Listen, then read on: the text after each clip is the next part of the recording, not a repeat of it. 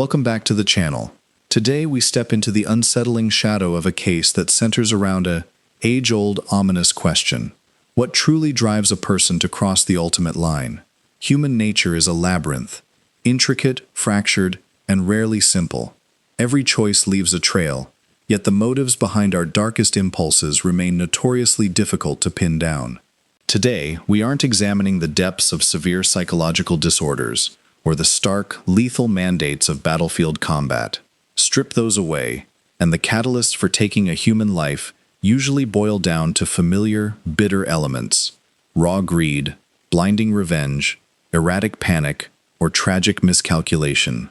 So often, these horrors don't erupt on violent streets, but behind closed doors during everyday domestic disputes, flaring up in homes where everything appeared picture-perfect. Yet these bursts of violence aren't the root cause. They are the devastating aftermath of a spirit in total decay, leaving scars that never fully heal. On the morning of January 12, 2019, news broke that 65-year-old Michael Redlick had suddenly passed away. Michael was a prominent figure, a former executive for the NBA's Memphis Grizzlies, and a deeply respected, beloved professor at the University of Central Florida. The initial whisper was that he had suffered a fatal heart attack. However, the moment emergency responders crossed the threshold of his Florida home, that narrative shattered. Michael lay dead from a clear, catastrophic stab wound to the chest. At first, authorities weighed every angle, even considering the possibility that the injury was self-inflicted. But forensic experts quickly cut through the confusion, declaring the death an unequivocal homicide. It didn't take long for the investigation to point directly to the person who shared his life, his devoted wife. By June 2022, she was standing trial. Yet nothing about this case proved straightforward. The accused adamantly denied any intentional wrongdoing, offering shifting accounts that kept investigators guessing. What followed was a ferocious, highly publicized courtroom battle between the prosecution and the defense, culminating in a verdict that left the public stunned. What truly transpired in that quiet suburban community of Winter Park? Who was the real victim in this domestic storm, and could this tragedy have been averted? Sitting in the defendant's chair was 46-year-old Danielle Redlick. Petite and slender, her dark chestnut hair was heavily streaked with silver, a stark physical reminder of 3 grueling years spent behind bars, or perhaps the physical manifestation of deep internal torment. Prior to 2019, Danielle was simply an everyday American woman, a mother to 2 bright children and a skilled professional in multimedia communications. She lived a quiet life far from the spotlight. That all evaporated when her husband's death thrust her into the national media glare, turning her family's private agony into public entertainment. Danielle was born in Florida in 1976, before her family relocated to Cleveland, Ohio. Her early years were remarkably ordinary. She grew up as a gentle, polite eldest child with a distinctly artistic spirit. As she matured, her passion for the creative arts led her to Valencia College, where she earned an associate degree, before pursuing psychological studies at Baldwin Wallace University. Tragedy first struck her world in 1996, when her mother, Caitlin, remarried while battling terminal breast cancer. That union was brief, lasting just 2 years before Caitlin lost her fight, but it provided crucial medical coverage during her final days. In the painful aftermath of her mother's passing, the tectonic plates of Danielle's life began to shift, setting off a chain reaction that would eventually lead to a quiet suburban bedroom, a flash of steel, and a courtroom desperate for answers. Following her mother's passing, Michael was left not only a widower, but a single father figure, suddenly responsible for raising young children alone. Realizing he could not manage the household by himself, he turned to Caitlin's eldest daughter for support. At 22, Danielle was already living independently, but she readily stepped up to answer his call. Soon, Danielle, her 2 younger siblings, and their stepfather, Michael Redlick, were all living together under one roof. The very same Michael, who would later become Danielle's husband and ultimately meet a tragic end on a cold winter night in 2019. Initially, their bond was built on mutual reliance and quiet companionship. Danielle managed the household, took care of her siblings, and worked night shifts at a local bar.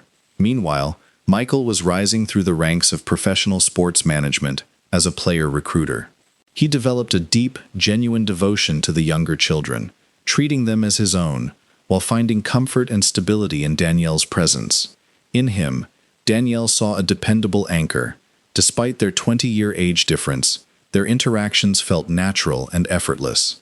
Gradually, that dynamic shifted into romantic affection.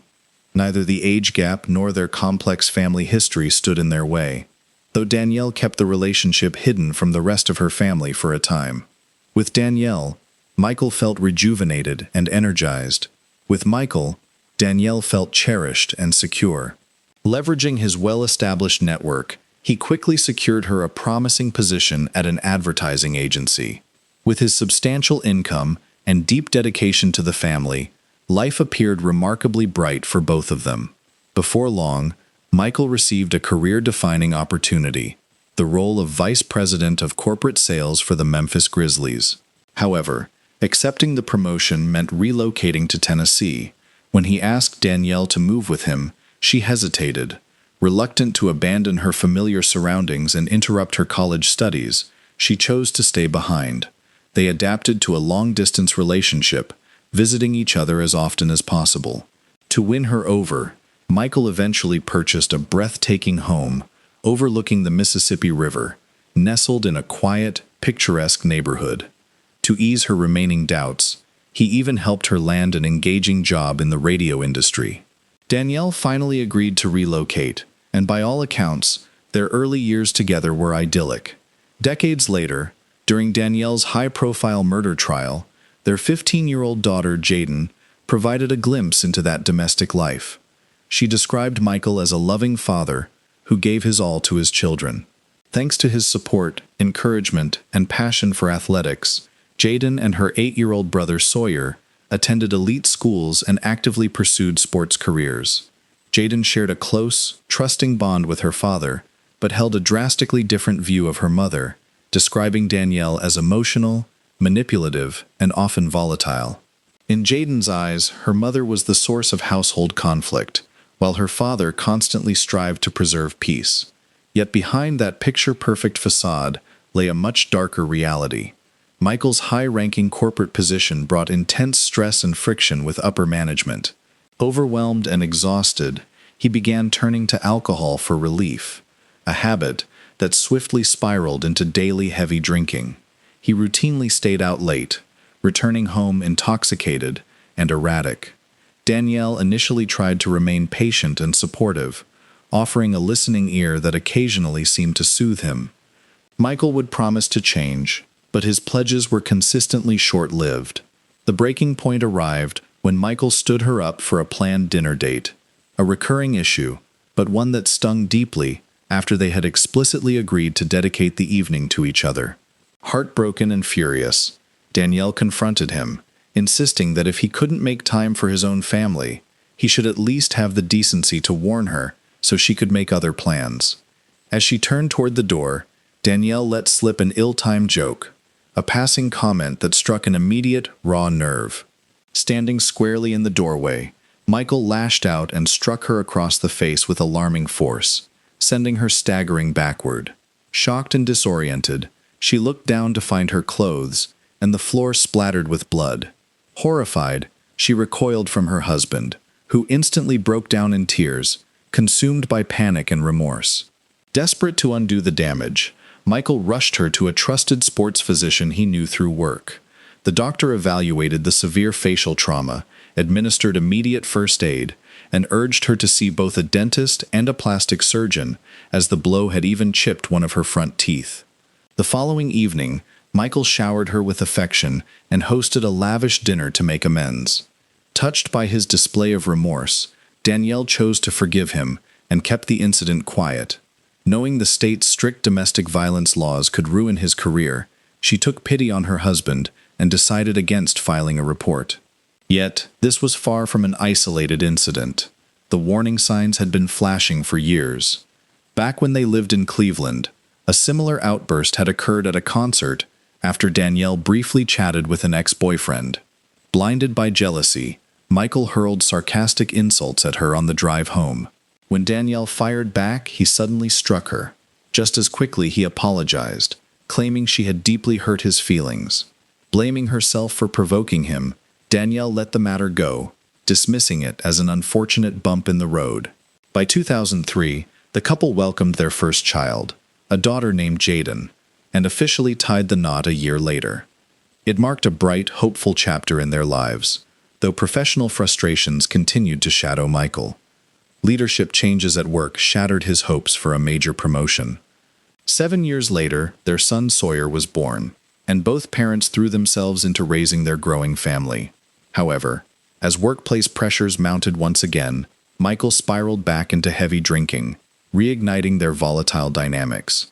During one heated confrontation, he grabbed Danielle by the throat and pinned her against the wall. Terrified by his escalating aggression, she refused to look the other way this time. She packed her bags and took the children to stay with her relatives, who had doubted the marriage from the very beginning. Yet, after Michael relentlessly pursued her with tearful apologies, she eventually relented and returned home. The years that followed were marked by relentless instability and frequent moves. Michael secured a position in California, where they remained for 5 difficult years. His struggles with alcohol persisted, eventually leaving both spouses unemployed and scraping by on their remaining savings. In 2014, another relocation beckoned, this time to Indiana. Michael moved ahead to secure housing, while Danielle stayed behind in California with the kids to sell their property and pack their belongings. The process dragged on for a full year, taking a heavy emotional toll on the children, who struggled to adapt to the constant upheaval. Although their financial standing eventually stabilized, the marriage itself was fracturing beyond repair. The long months apart created an impassable emotional chasm. By the time the family finally reunited under one roof, Danielle and Michael felt like complete strangers, and a new wave of suspicion began to take root as Danielle started to suspect her husband of infidelity. He had grown unnaturally cold and distant, the fiery passion that once defined their marriage, now reduced to cold embers. Eventually, Michael gathered the courage to confess the truth. His age and declining health were taking a toll, a vulnerability he had been too embarrassed to admit for fear of losing his younger wife.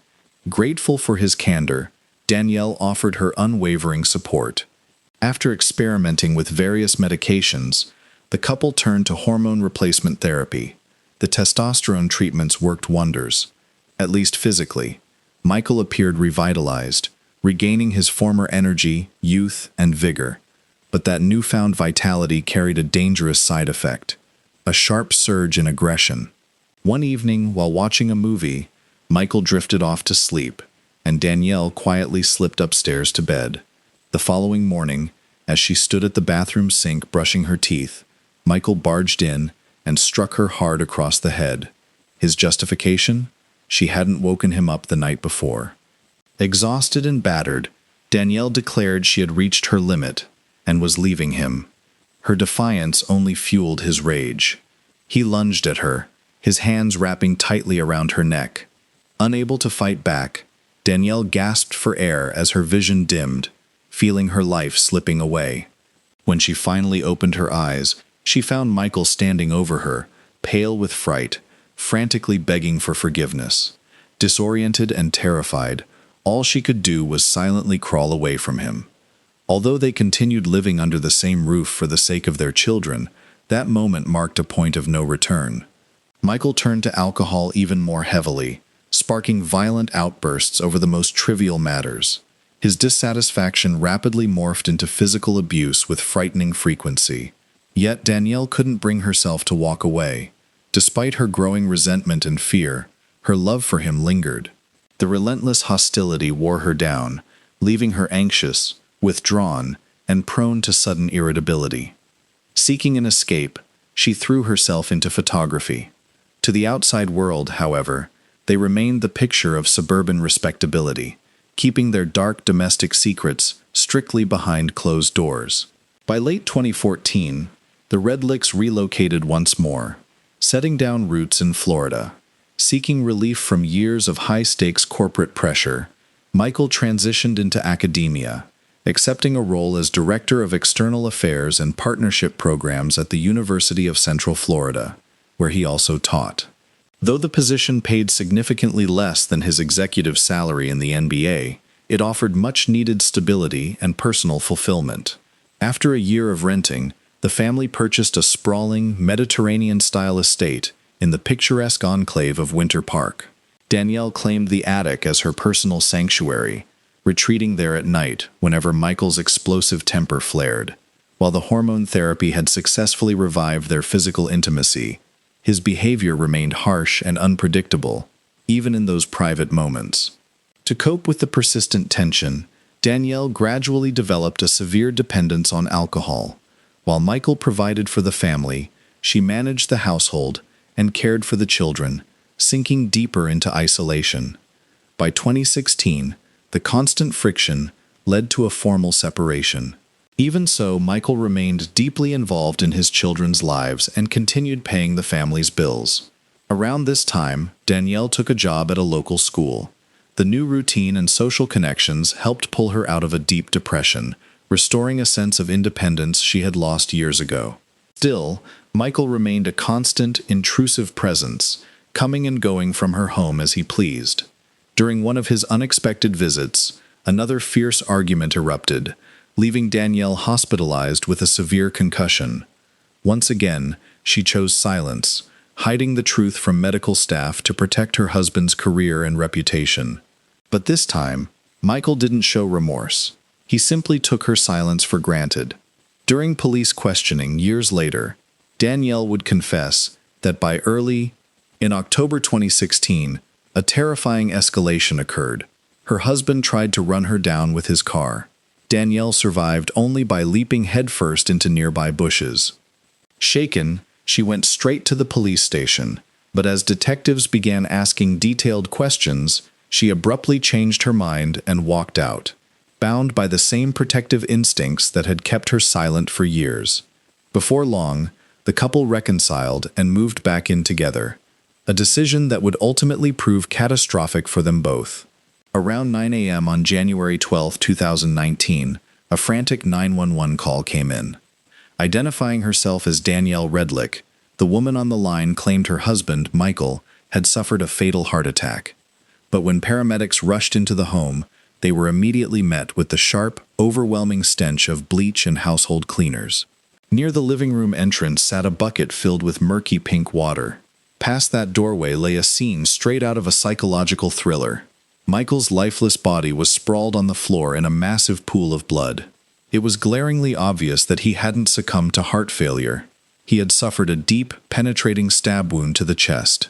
Danielle was also found at the scene with cuts on her wrists, prompting paramedics to administer first aid before rushing her to the hospital. Law enforcement immediately secured the property, treating the death as a clear homicide. It was highly improbable that Michael could have inflicted such a catastrophic injury on himself. Forensic analysis later confirmed that the vast blood trails belonged to the victim, while the pink liquid in the bucket was revealed to be blood diluted with water and cleaning chemicals. Someone, likely Danielle, had attempted to scrub away a trail leading from the bedroom to the living room, suggesting the body had been dragged across the house. Despite these cleanup efforts, crucial evidence remained. Detectives discovered blood spatter in the room's corners and along the walls, a large chef's knife resting near the kitchen doorway, and 3 smaller knives sitting in the sink. Detectives were eager to interrogate Danielle. Stepping in the moment, doctors declared her wrist injuries non-life-threatening. Throughout the interview, her story shifted repeatedly. She initially insisted she truly believed Michael had died from a heart condition, but later pivoted, claiming he had stabbed himself following a fierce argument.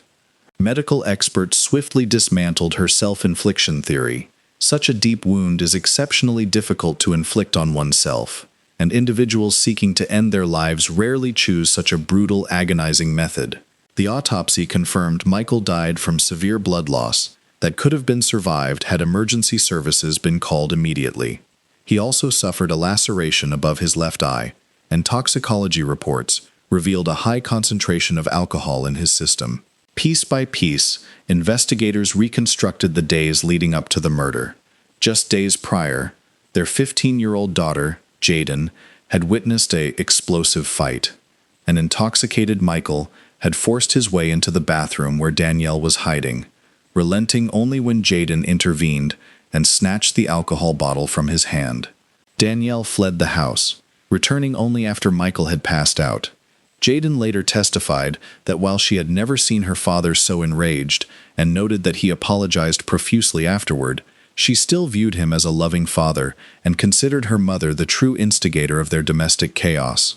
The next day, the couple attempted to patch things up, with Michael taking the family to a soccer game.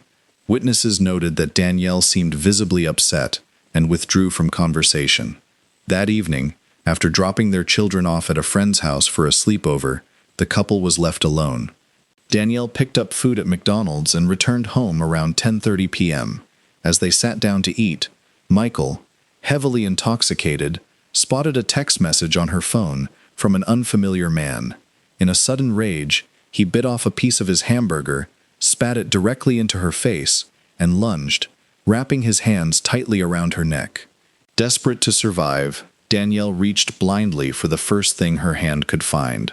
Desperate to protect herself from being choked, Danielle's fingers scrambled across the kitchen counter until they closed around the handle of a knife.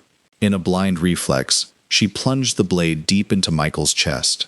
He collapsed instantly, dark blood pooling across the floor. According to the defense, she frantically attempted to call 911, but in her blinded panic, she misdialed the digits, an error later corroborated by telephone record analysis. Overwhelmed by shock and adrenaline, she sank onto the floor next to her bleeding husband, where she claimed she passed out from sheer exhaustion until the following morning. This unusual sequence of events was her explanation for the roughly 11-hour gap of total inactivity before emergency responders were officially summoned. When prosecutors later pressed her on why she had repeatedly lied during that initial 911 call and in her subsequent interrogations, Danielle admitted she was paralyzed by fear, convinced that no one would ever believe she had acted in legitimate self-defense. Her terror was not entirely unfounded. Shortly before that tragic night, she had been involved in an altercation with friends, during which she resisted responding officers and even attempted to bite one of them. Refusing to cooperate with law enforcement, she was slapped with charges of disorderly conduct and resisting arrest, leaving her on active probation at the time of the stabbing. Furthermore, forensic examiners determined that the shallow cuts found on her wrists were self-inflicted. While Danielle claimed she had tried to end her own life out of overwhelming grief and emotional turmoil, medical experts noted the superficial nature of the wounds, dismissing them as a staged attempt to garner sympathy rather than a genuine suicide attempt. As investigators dug deeper into the family's history, they uncovered a marriage rotting from the inside out. Upon discovering Michael's extramarital affairs, a heartbroken Danielle created a profile on a popular dating app, seeking outside attention to spite her husband. On her profile, she listed her status as single and unattached. Yet, an analysis of thousands of text messages exchanged between the couple revealed that she remained deeply, painfully in love with him. Learning of his infidelities felt like an insurmountable betrayal, made far worse when she realized Michael was actively preparing to file for divorce, despite his outward promises to mend the marriage. Danielle felt completely shattered, consumed by the agonizing reality that she had surrendered the best years of her youth to a man who ultimately disposable her. The prosecution seized upon this emotional powder keg to frame a clear motive, arguing that the stabbing was not an act of self-defense, but a calculated murder driven by unbridled rage, bitter jealousy, and fear of financial ruin. Had the divorce gone through, Danielle stood to lose a massive chunk of their shared assets, which were valued at over $1.2 million at the time of Michael's death. Prosecutors portrayed her as equally volatile, pointing to neighbors' reports of frequent, screaming matches that devolved into physical violence. Friends and family painted two starkly different pictures. Michael was widely remembered as a charismatic, generous mentor, while Danielle was framed as argumentative, irrational, and emotionally unstable. Video evidence presented in court captured her acting erratically toward her husband, and one acquaintance even recalled warning others that everything would remain fine only as long as the steak knives were hidden away. Conversely, the defense argued that Danielle was a classic victim of intimate partner violence, driven to extreme measures by years of severe physical and psychological abuse. Family members testified that Michael was deeply manipulative and controlling behind closed doors, noting that Danielle's anxious, short-tempered demeanor only emerged after years of enduring his cruelty. Her legal team portrayed Michael as a predatory figure who had relentlessly pursued his young stepdaughter after her mother's passing, shaping her into the ideal, pliable partner. The prosecution remained ruthless, highlighting that Danielle had logged into her dating profile on the very night her husband lay dying in the hallway, proving she had deliberately left him to bleed out while scrubbing the crime scene to erase evidence. So confident was the state in their case that they offered her a plea deal for manslaughter, which carried a manageable 10-year sentence. Risking a potential lifetime behind bars for first- or second-degree murder, Danielle boldly rejected the deal, maintaining her absolute innocence. The trial culminated in a bombshell decision that left observers completely stunned. On July 17, 2022, the jury returned a verdict of not guilty on the murder charges, fully accepting her claim that she had acted out of fear for her life. However, they did find her guilty of tampering with physical evidence, sentencing her to 5 years of probation. Because she had already served 3 years in county jail while awaiting trial, the judge credited her time served, and on August 5, 2022, Danielle Redlick walked out of the courtroom as a free woman.